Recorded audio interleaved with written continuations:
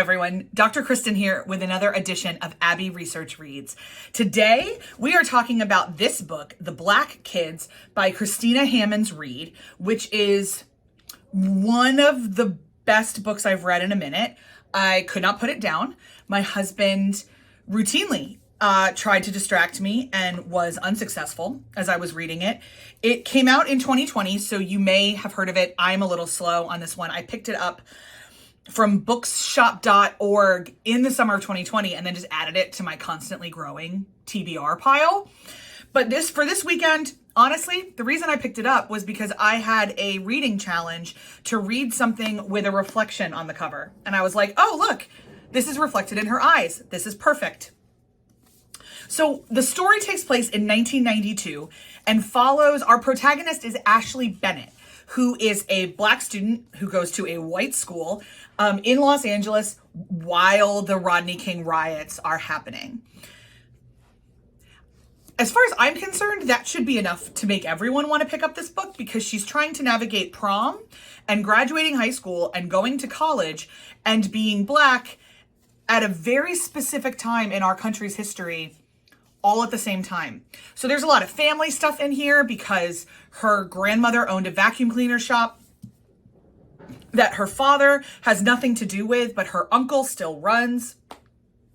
There is class disparity here. There is kind of parent understanding of protecting kids. There's also the realities of like the small microaggressions that she deals with all the time from her friends. Like she has a Jewish friend that constantly uses the N-word because they're both oppressed, I guess. And it takes her almost the whole book, Ashley, to look at that Jewish friend and be like, don't say that. Don't do that. I was 9 when the Rodney King riots happened. So Ashley's got 10 years on me. Obviously, I am A, not Black, B, not in Los Angeles, and C, not coming of age at the time. But when I think a little bit back to what the nation felt like, I feel like we rushed really quickly into colorblindness. Like, oh, I'm so sorry. Like it's, everybody's equal, in the way that we at Abbey Research talk about being so cheap, that there was no inclusivity, there was no acknowledgement, there was no equity, which is equality with context. Everybody was bemoaning the riots and getting really, really down on the rioters, but nobody really talked about why people would be rioting or what we should do instead, like jobs and infrastructure. This also covers some of the tension between Korean residents and Black residents, which the PBS documentary Asian Americans really brought up, and was the first time that I encountered that narrative. So it's one of those, like, yes, it's a social issues novel, like with a capital S and a capital I. But what it also is a cracking good story. It is YA in the best ways.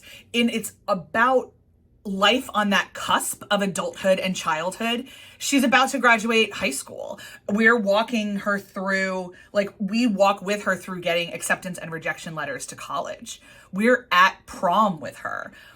For Americans, senior year of high school can be very seminal and is something a lot of us remember, those emotions about what it all felt like. And some of the best YA taps into that in a way that lets us reflect on our adulthood and what has become of our adulthood and what could become of this character's adulthood. It is, just beyond a doubt, a 5-star read.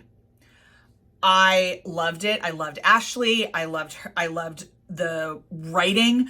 Hammonds Reed's prose is sharp and observed and yet gentle and really young at the same time. This felt like a 17-year-old talking to me.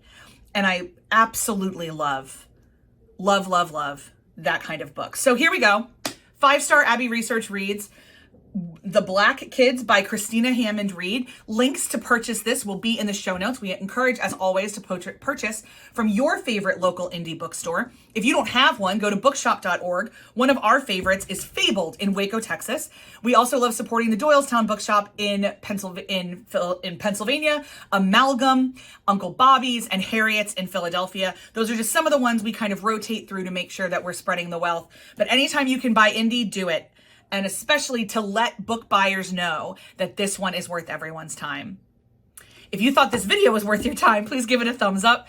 Make sure to subscribe to this channel and then hop on over to our parent channel where Dr. Erin and I have longer and wider conversations about what exactly it means to be human and how can we cultivate humanity in a new and fresh ways.